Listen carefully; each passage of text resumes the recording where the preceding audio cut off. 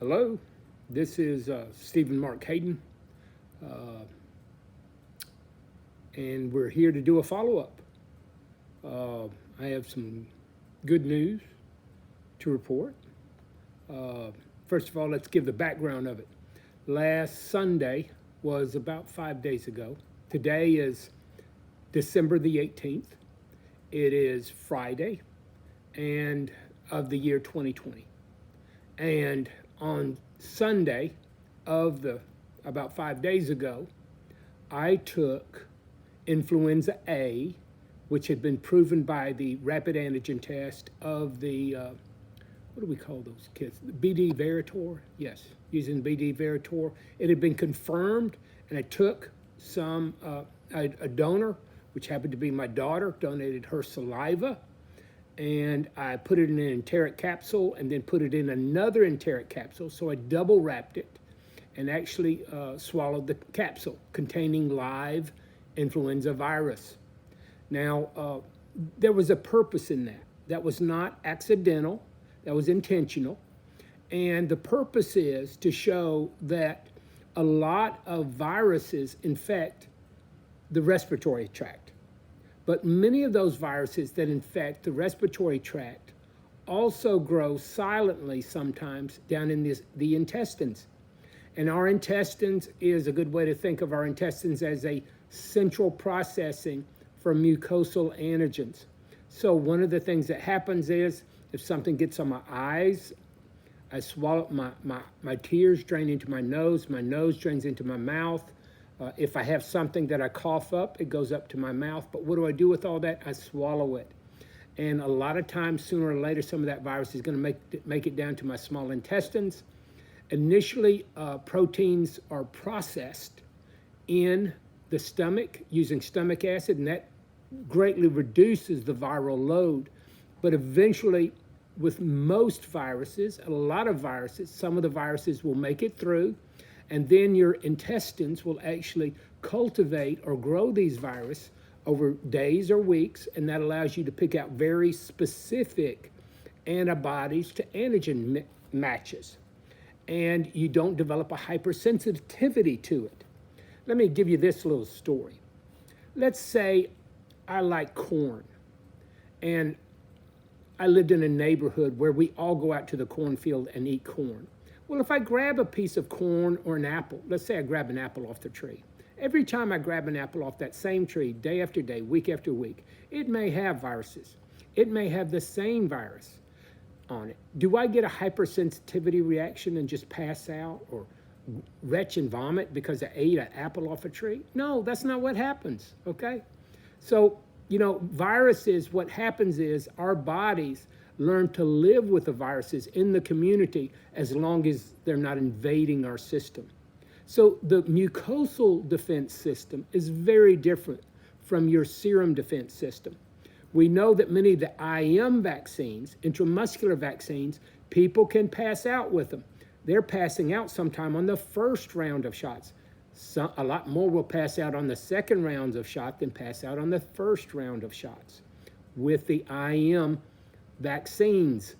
Now, you go to the third and fourth and fifth round of IM vaccines and space them apart about 3 weeks, you're going to start to see a whole lot of severe side effects. And guess what? Do I get severe side effects when I happen to eat food that has coronavirus on it? No. Once I have immunity, do I get hypersensitivity reaction when that virus that I'm immune to is on my food? No. So think of a whole list of viruses that are both respiratory as well as intestinal. A lot of these viruses do not cause severe intestinal symptoms. Now, influenza is not known for severe diarrhea. It's not known to cause severe diarrhea. Instead, but just because it doesn't cause severe diarrhea doesn't mean that your intestines aren't growing it there. It actually does grow in the intestines. And you can produce mucosal immunity through intestinal exposure. And that is, I think Vaxart is trying to work on an adenovirus that you can take orally. I think it will likely be highly successful.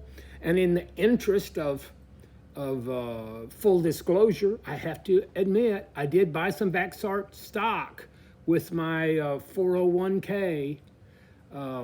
And do I really think that Vaxart has, okay, Vaxart ain't perfect, but is it so much better than what else, the other stuff out there? Yeah, pretty much, yeah. But that's not saying I approve of, I don't think they're aggressive enough in marketing or research at Vaxart. They want to still play within the rules and be, at any rate. You know, I'm not telling you that, promising you that Vaxart stock will go up just because it's a good idea. A lot of good ideas never get paid off. But what you're really here today is wondering about COVID. Now, I have in the past swallowed COVID, not once, but numerous times. Guess what? The COVID that I swallowed didn't get into my lungs. I didn't have any respiratory symptoms. Guess what? It went to my intestinal tract, just like, and in the intestinal tract, because I didn't have involvement of my lungs, I didn't have severe diarrhea or vomiting. Now, if I already had COVID in my lungs and I swallow more COVID, I may have more diarrhea or GI symptoms if I already have lung involvement with COVID. So, you know, right now, I had proposed inoculation using COVID, and I had done and demonstrated that on other videos. That method that I did months and months ago was still and is still the best thing out there. There's nothing else that really compares. But that's not for me to advise to you. Your doctor can't prescribe it because it's not clinically approved by the FDA. I'm convinced that nobody will get rich off any of the research I do, including me. However, does it mean that it's not the truth? No, it doesn't. You know, some things we do in life, we do because they help us understand our environment. They help us to appreciate our bodies. And one thing I want you to come out of this video is understanding that the immune system that God created for you is far more complicated than what was ever discussed by the CDC, the FDA, etc. You know, big business looks on it as a way to make money, but really, God had a purpose for your life. And God allowed you to have an immune system. Your life is not just an accident. It's not just an accident that you're here or alive today. Your life has purpose. And God is what gives you life. God knows the number of days you have. God wants us to count our days and make our days count. Every day is precious, and make a good time of it. So, you know, at any rate, now we need to talk about swallowing influenza A. Okay, so I got the influenza A. You can watch the prior video. My daughter spits in the capsule. I double wrap it. I didn't single wrap it. Then I washed it off because I didn't want any flu on the outside in my mouth. I wanted it to go past my mouth and lungs and get all the way down to my intestines without getting my lungs or respiratory tract infected. So what I did was, my daughter spit in the capsule on Sunday. I double coated it. I swallowed it. And guess what? No symptoms. Wow, isn't that great? No symptoms. Does that make me the first person who ever swallowed a enteric coated influenza virus that is enterically coated? Maybe. I don't see anybody else putting this online. Did I ask the CDC permission? No, I didn't. It's my body. What I do with my body is my decision. Then, if you'll notice from the CDC, they still can't explain, well, you won't get a lot of candor from the CDC or the FDA. Let's just leave it at that. And you know, they often say they don't understand the immune system. But you don't see anybody at the CDC or FDA experimenting on themselves in order to understand. You know, there was a time when people wanted to understand the moon, and they had moon programs, and sometimes in those programs people burned up on the launching pad. There was a number of deaths. In all research that is worthwhile, there are risks.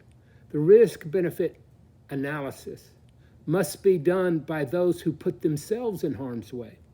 I think it's morally wrong to send others into harm's way when you can go yourself.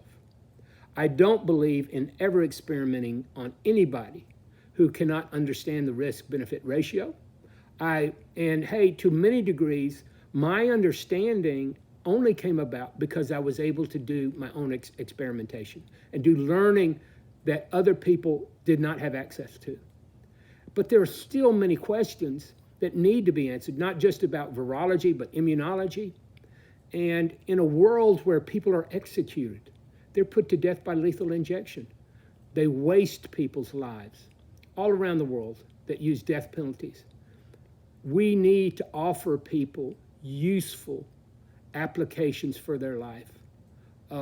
Certainly if I was on death row, I personally would rather be participating in live virus experiments.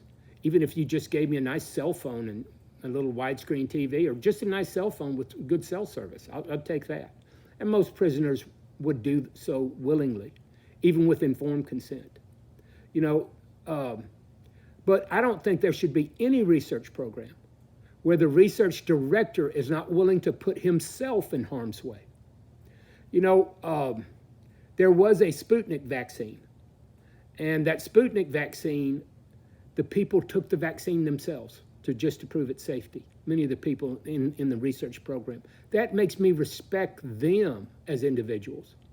That's the kind of people we need leading high technology projects. Projects where risk, no matter how much effort is taken, the risk cannot be eliminated. There may be casualties. The leadership of these research programs need to put themselves at risk, not other people. And that's how we know that they are sincere. But at any rate, on Sunday, I took live virus influenza A, enterically wrapped. It made it past my respiratory system, made it to my digestive system. Guess what? No symptoms. Now, what is going on right now? Influenza A is in my intestinal tract. My intestines are learning to live with it. I'm not having violent diarrhea, hadn't even had fever, no chills, no body aches, and I'm developing an immunity, a very good immunity. I got the flu shots frequently, every year, but I would still get the flu because whatever they gave me in the flu shot wasn't the final serotype that wound up floating through the community. So the flu shots may have protected some people, but they didn't protect me against that particular flu serotype. In this case, if we develop or we expand or further explore this, and this goes to people in foreign countries primarily, Russia, China, Iran, Pakistan, South America, Africa. If you're in an area where you can't afford vaccines and you want to try to immunize people, then using inoculation, using live viruses, probably can be done and can be brought back. Inoculation was practiced for hundreds of years, and then the people making vaccines said, we need to run all those people off. Boo-hoo, they're the enemy. Well, guess what? Those people doing inoculation learned things based on trial and error, but they did solve problems, and they were generally much more effective.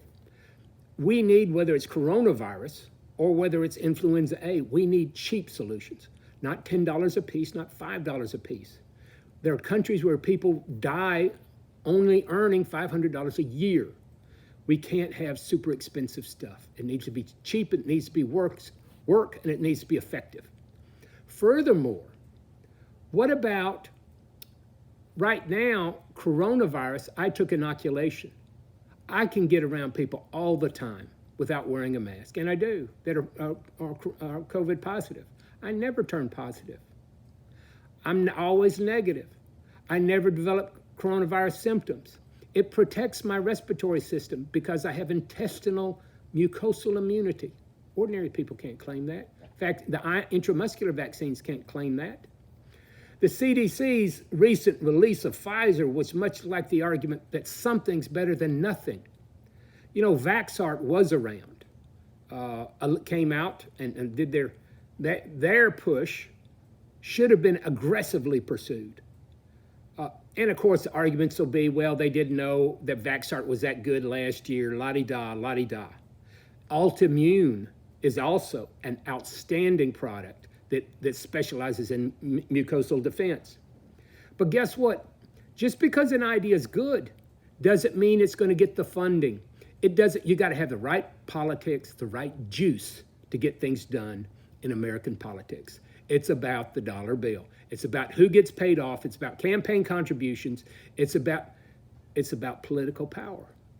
And sometimes the people who make decisions don't know squat about viruses.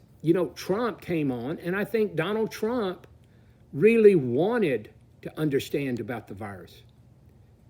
Donald Trump never swallowed COVID deliberately. He never intentionally did that. And for the vast majority of Americans, like 99.99%, that requires a level of understanding or else a level of courage that would way, way, way surpass anything that they could handle. And so even though I have made it public what I did, there are very few imitators because people are afraid to swallow, even in an enteric-coated capsule, a virus that was associated with death like coronavirus was. However,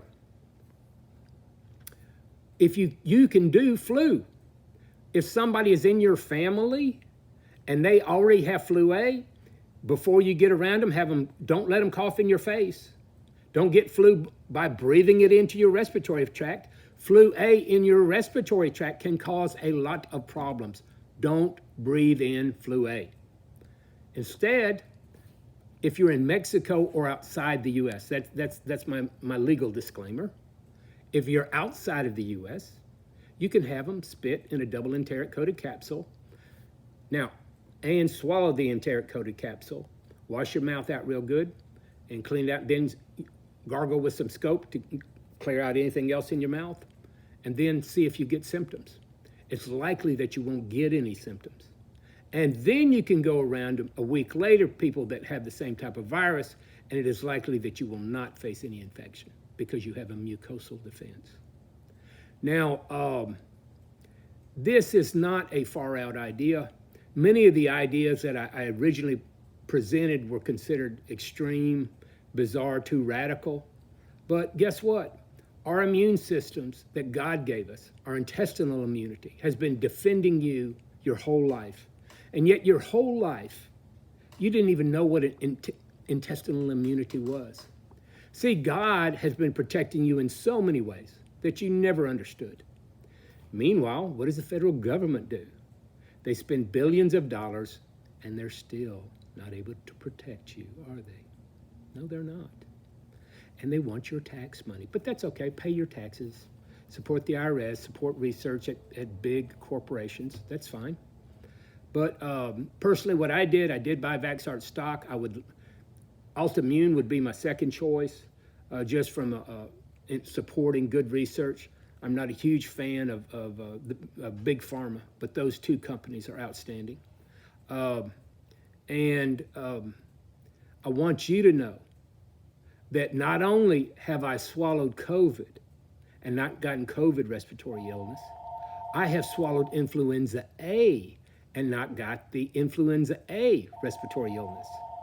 Now, for those who swallow influenza A outside the US, you're likely one step closer to swallowing live coronavirus. There have been few people who followed my example. It entails too much risk. But don't do this in the United States. I'm not your doctor, and so this is not medical advice for anybody in the United States. And I don't have a medical license outside the United States, so consult with your physician before on any of these ideas. And actually, I don't even think a physician should do stuff like this on any of his patients unless he's done it to himself.